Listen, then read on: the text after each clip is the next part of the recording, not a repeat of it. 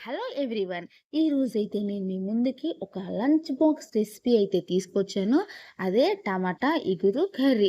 ఈ టమాటా ఇగురు కర్రీ వేడి వేడి అన్నంలోకి వేసుకొని తింటుంటే ఉంటది చూడు నా స్వామి రంగా. వద్దులే అండి నేను చెప్పడం దేనికి, ఒక్కసారి నేను చూపించే ఈ వీడియోలో చూపించే విధంగా ట్రై చేసి చూడండి కర్రీని. డెఫినెట్లీగా మీ అందరికీ ఖచ్చితంగా నచ్చుతుంది. ట్రై చేసిన వాళ్ళు ఖచ్చితంగా నాకు కామెంట్ అయితే చేయండి. అలానే ఈ వీడియోని అయితే లాస్ట్ వరకు స్కిప్ చేయకుండా చూడండి. వీడియోలోకెళ్ళే ముందు ఒక లైక్ కూడా చేయండి.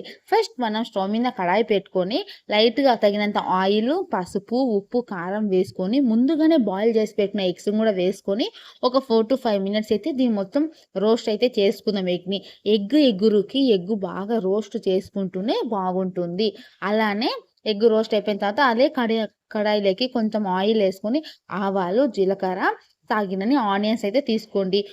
నేనైతే ఒక 3 ఆనియన్స్ అయితే తీసుకున్నాను, మీడియం సైజ్ ఆనియన్స్. మీరు కూడా మీకు తగినంత ఆనియన్స్ అయితే తీసుకొని, ఆనియన్స్ అనేవి కొంచెం చిన్నగా పొడువుగా కాకుండా కొంచెం చిన్నగా కట్ చేసి వేయించుకుంటే బావుంటుంది ఇగురులేకి. ఈ ఆనియన్స్ కూడా చూసారు కదా! కొంచెం బాగా మగ్గిపోయిన తర్వాత కరివేపాకు, పచ్చిమిర్చి అయితే వేసేసుకున్నాము. అలానే దీంతో తెల్లగడ్డ, అల్లం అయితే వేయడం లేదు. జస్ట్ తెల్లగడ్డ పేస్ట్ కన్నా తెల్లగడ్డని జస్ట్ లైట్‌గా కొంచెం కచ్చా పచ్చాగా దంచి వేసుకుంటే ఈ ఇగురికి టేస్ట్ కూడా బావుంటుంది. ఈ వెల్లుల్లి ఫ్లేవర్ అనేది కూడా యాడ్ అవ్వడం వల్ల టేస్ట్ అనేది చాలా బావుంటుంది కాబట్టి చూసారుగా ఈ వెల్లుల్లి కూడా కొంచెం బాగా పచ్చివాసన పోయేంత వరకు అలా జస్ట్ ఒక 2 మినిట్స్ అయితే మనము వేయించుకుందాము. అవన్నీ వేగిపోయిన తర్వాత ముందుగా కట్ చేసి పెట్టుకున్న టమాటాలు అయితే తీసేసుకుందాము. నేనైతే ఇక్కడ 5-6 టమాటాలు అయితే తీసుకున్నాను.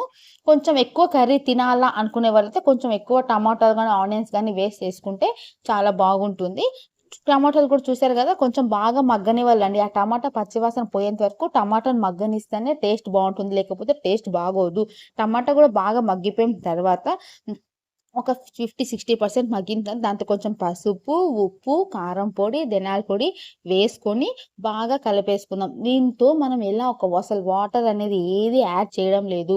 వాటర్ యాడ్ చేయడం వల్ల టేస్ట్ అనేది బాగోదు. అది ఇంకొక వేరే కర్రీ అయిపోతుంది. టేస్ట్ కూడా మారిపోతుంది.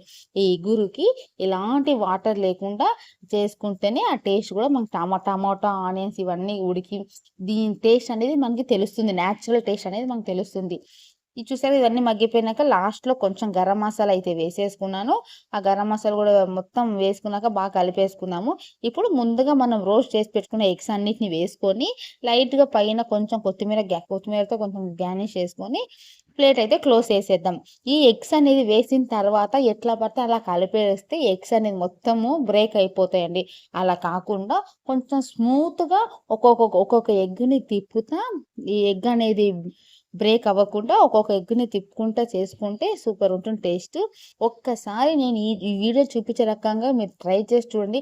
డెఫినైట్‌లీ ఖచ్చితంగా మీకు ఈ రెసిపీ అయితే నచ్చుతుంది. చాలా తక్కువ టైంలో అయితే మనం దీన్ని రెసిపీ చేసేసుకోవచ్చు. ఎప్పుడైనా పిల్లలకి లంచ్ బాక్స్ గానీ, ఇంట్లో ఎప్పుడైనా టైం లేనప్పుడు, ఓపిక లేనప్పుడు ఇలా సింపుల్ కర్రీస్ చేసేసుకుంటే ఈ సింపుల్ కర్రీస్‌లో కూడా ఏం తక్కువేం కాదండి. చేసే కానీ టేస్ట్ మాత్రం సూపర్ ఉంటుందసలు.